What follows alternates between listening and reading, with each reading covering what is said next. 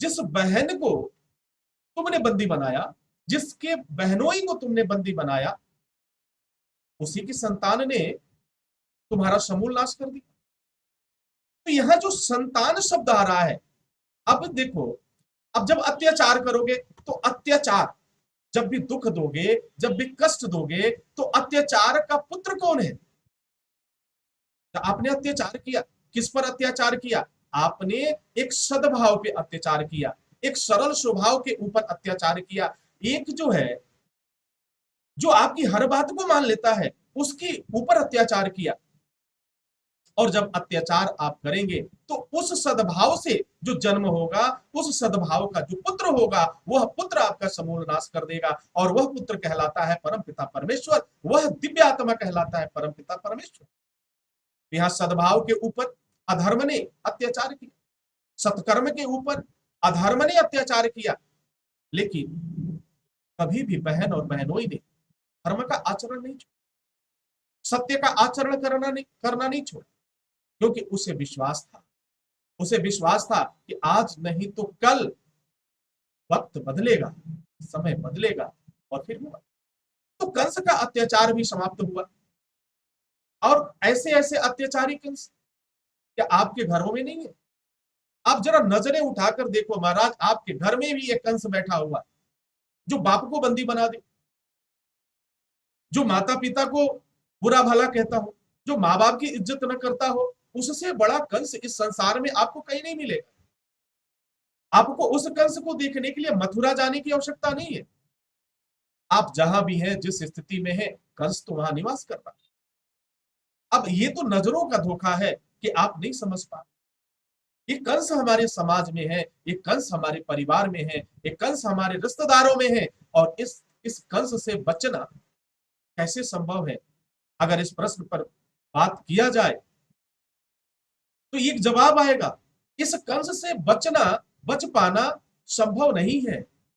क्योंकि जब जब आप इस कंस से बचने की प्रयास करेंगे तो आपको अलग होना पड़ेगा, और अलग होंगे तो आप अल्पमत में आ जाएंगे। अल्पमत में मतलब, आज तो आप लोकतंत्र की बात होती है, भारत में चुनाव की प्रक्रिया चलती है। जिसकी संख्या ज्यादा, जिसकी संख्या अधिक होगी महाराज, वही क्या होगा? वही राजा होगा। और जिसकी संख्या कम हो गई, वह राजा नहीं होगा। तो आज देख लो, आज परिस्थितियां क्या बनी, किसकी संख्या ज्यादा। अब चलो इस संख्या से की तुलना में एक और उदाहरण से मैं आपको करता हूं, ताकि आप सरल होंगे। लेकिन इस बात को आप बिल्कुल भुला नहीं सकते कि जब जब आप दुख देने का कार्य करेंगे, जब जब आप जो है किसी पर अत्याचार करने का कार्य करेंगे, तो निश्चित रूप से पहली पीढ़ी नहीं, दूसरी पीढ़ी नहीं, तीसरी पीढ़ी आते आते, याद रखना, तीसरी पीढ़ी आते आते तेरा समूल नाश हो जाएगा, तेरा वंश नाश हो जाएगा। ये मैं नहीं, ये परम पिता परमेश्वर ने लिखा है और कहा है। क्या कंस का समूल नाश नहीं हुआ? क्या कंस के अत्याचार पर लगाम नहीं लगा? अब दूसरी बात, तो फिर दुख क्यों देना महाराज? जब बर्बादी को न्योता देना क्यों देना है?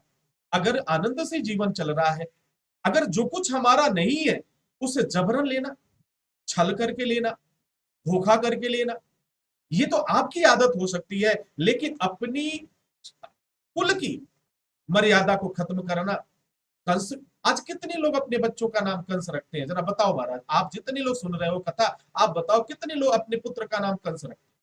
आप रखोगे कंस अपने पुत्र का नाम? कहोगे नहीं महाराज, सवाल ही नहीं पैदा होता कंस रखे। विभीषण का नाम, कुछ जगह विभीषण का नाम तो सुनने में आ जाता है, लेकिन कंस का नाम अब तक कहीं सुनने में नहीं। क्यों?